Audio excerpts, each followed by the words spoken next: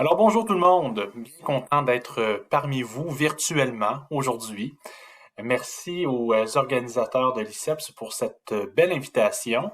J'ai eu le goût aujourd'hui de vous parler, de sortir un peu de ma zone de confort. Pour l'histoire, moi je suis physiothérapeute, mais aussi professeur-chercheur à la Faculté de médecine et des sciences de la santé de l'Université de Sherbrooke et au Centre de recherche sur le vieillissement.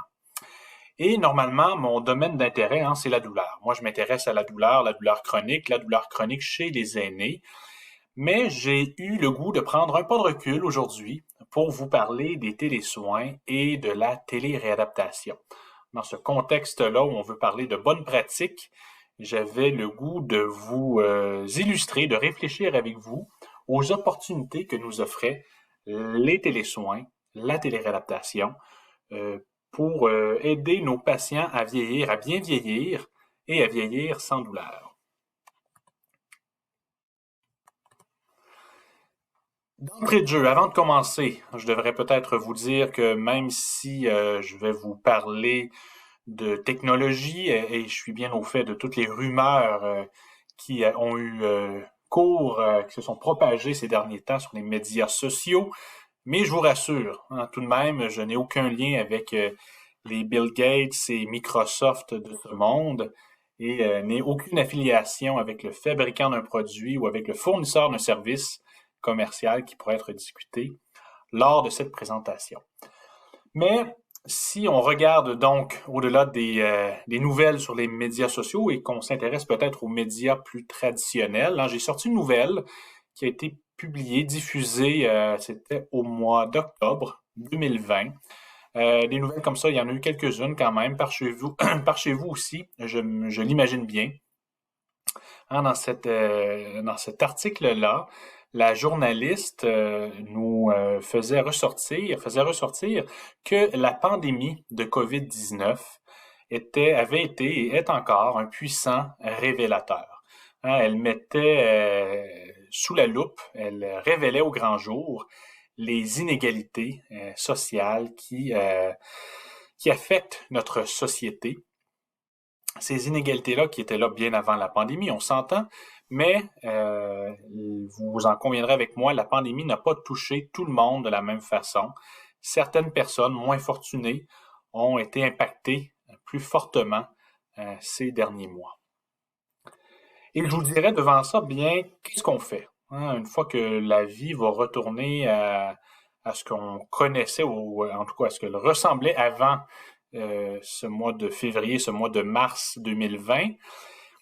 Et qu'est-ce qu'on va faire? Est-ce qu'on va retomber dans nos habitudes, nager dans le même petit bocal, se mettre les mains sur les yeux pour ne pas voir les inégalités qui ont été révélées, ou est-ce qu'au contraire, on ne voudra pas faire autrement, saisir les opportunités pour faire mieux?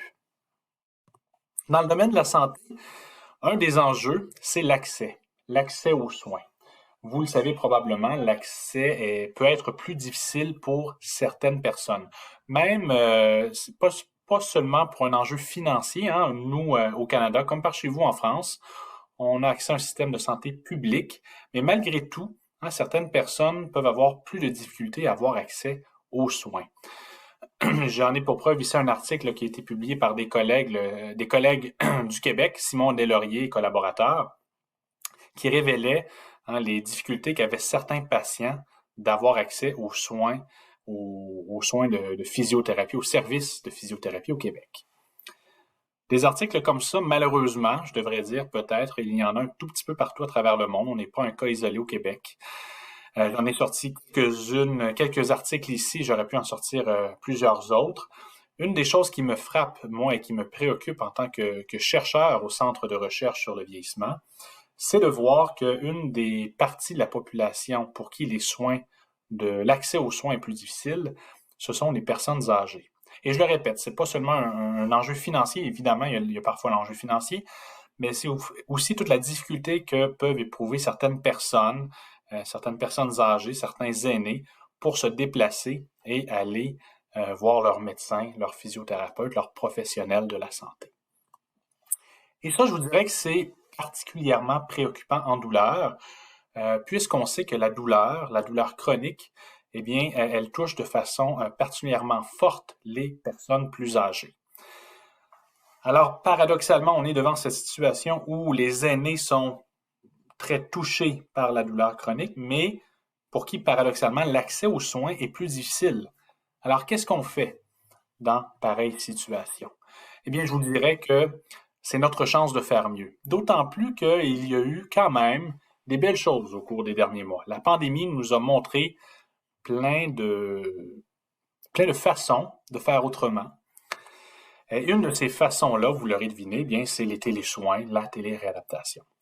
En faisant une petite recherche rapidement en préparant mon intervention avec vous aujourd'hui, j'ai constaté en fait qu'il y avait des papiers, des articles scientifiques qui remontaient jusqu'à 2002. On évoquait les opportunités qu'offrait la téléréadaptation jusqu'au début des années 2000. Il y en a peut-être même avant ça, hein. C'était une petite recherche rapide, mais donc ça fait près de 20 ans, peut-être même plus de 20 ans, qu'on réfléchit à la téléréadaptation. Et tristement, on doit se l'avouer quand même, hein, jusqu'avant la pandémie, on avait plus ou moins utilisé, on avait plus ou moins mis à profit toutes les options que nous offre la téléréadaptation. Du moins au Canada, je ne sais pas par chez vous en France, mais c'était plutôt rare, hein. C'était encore beaucoup des chercheurs qui jouaient avec ces idées-là, qui faisaient des projets de recherche sur la téléréadaptation, montrant que c'est efficace, mais ça n'avait pas encore percolé beaucoup dans les milieux cliniques.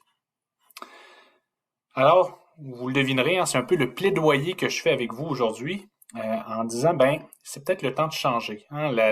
Les derniers mois nous ont montré qu'on pouvait utiliser avec succès les télésoins chez nos patients sans faire l'apologie du tout à la téléréadaptation.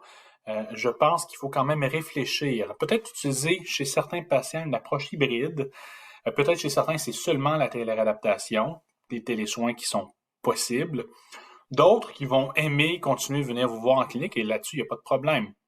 Mais je pense qu'il faut se poser cette question-ci, hein, qui crève les yeux, c'est est-ce que nous avons toujours besoin de faire venir notre patient en clinique? Poser la question, je pense que c'est un peu y répondre. Hein, il y a des gens comme ça qui vivent à l'extérieur des grands centres pour qui il doit faire 30, 40, 50 minutes de route pour venir vous voir. Est-ce que c'est la meilleure façon de procéder que de les faire venir systématiquement, systématiquement venir, oui, vous voir en cabinet? On peut penser aussi, pour reprendre l'exemple des personnes âgées, hein, une dame ou un monsieur âgé qui demeure près de la clinique, mais pour qui le fait de se déplacer, de sortir de la maison est extrêmement difficile, stressant, eh bien, peut-être qu'on peut les rejoindre facilement et faire avec eux ce que nous avons besoin de faire en tant que cliniciens et de façon tout à fait efficace. Les télésoins, les études sur les télésoins, la téléréadaptation ont montré au cours des dernières années qu'il y avait plusieurs possibilités. Le champ d'action est vaste. C'est possible d'évaluer de façon valide et fidèle la douleur, l'amplitude articulaire, la force des membres inférieurs, pour donner quelques exemples. On peut faire un suivi très serré pour la douleur, aider le patient aussi, donner des capsules, l'éduquer par rapport à la douleur. C'est quelque chose qui se fait très facilement à distance. Ajuster la médication. On peut faire très bien par l'entremise des télésoins. On peut concevoir, enseigner, réviser un programme d'exercice avec notre patient. Il y a des avantages, évidemment, pour celui-ci. On parle d'une diminution du temps et des frais de transport. En douleur chronique, ça nous permet de mettre une emphase plus grande sur les approches actives. L'auto-prise en charge qui a été montrée efficace chez les personnes qui souffrent de douleurs chroniques plutôt que de tomber dans des approches plus passives qui peuvent présenter certains désavantages en douleur chronique. Pour le clinicien aussi, ça nous permet de voir le patient dans son environnement, de bien évaluer l'environnement, d'augmenter, de donner une plus grande intensité des interventions, d'intégrer des équipements et des éléments de l'environnement du patient dans les exercices. On peut même utiliser, pour ceux et celles qui me connaissent, j'aime beaucoup les approches de neurostimulation. Alors, des approches de neurostimulation périphérique, on peut très bien montrer à distance à un patient à utiliser ce type de thérapie-là pour qu'il puisse se soulager chez lui, à la maison, quand il en a besoin et pourquoi pas au moment où il fait ses exercices. Il y a même des études qui ont montré que c'était efficace de combiner la neurostimulation périphérique et les exercices. Ça permettait de réduire la douleur pendant les exercices chez les patients. Vous vous dites peut-être, bon, pour les approches de neurostimulation périphérique, ça va, mais on ne peut pas aller beaucoup plus loin que ça. Bien, détrompez-vous. Je vous parle ici d'une autre approche de neurostimulation qu'on appelle la stimulation transcrânienne. Eh bien, cette approche-là, je vous rassure, c'est ce qu'on voit ici à la gauche et non à la droite. La façon de fonctionner, une des approches, c'est qu'on vient mettre des électrodes sur le cuir chevelu et on vient stimuler certaines régions du cerveau, certaines zones cérébrales. Ça nous permet de moduler l'excitabilité des cellules du cerveau et de soulager les douleurs chez certains patients. Eh bien, croyez-le ou non, c'est possible même d'utiliser ce genre d'approche-là, qui est assez novatrice. On vient stimuler le cerveau, mais oui, il y a des gens comme un collègue français de la région de Lyon, donc par chez vous, Dr. Luis Garcia-Larrea et ses collaborateurs, qui ont montré que c'était possible, que c'était faisable, que c'était sécuritaire d'utiliser à distance comme ça la stimulation transcrânienne alors que le patient est à la maison. Alors, j'oserais dire ici que souvent, les barrières, c'est nous qui nous les mettons. Il faut seulement être un peu plus audacieux, penser en dehors de la boîte, comme disent les Anglais, et réfléchir à des nouvelles façons de donner nos traitements chez les patients qui ne peuvent pas venir nous rejoindre en clinique. Alors, en guise de conclusion, la télésanté, oui, c'est une solution qui est efficace, qui nous permet d'augmenter l'accessibilité aux soins. Peut-être que vous êtes comme moi, mes patients ne ressentent pas le besoin d'aller vers la téléréadaptation, mais peut-être parce que justement, vos patients, oui, ont déjà cette capacité-là de venir vous voir en clinique. Mais pensez à tous ces patients-là qui n'ont pas la capacité de sortir de chez eux ou pour qui c'est plus difficile de sortir de chez eux. Alors, vous pourriez vraiment rejoindre davantage de patients pour leur donner accès à vos services.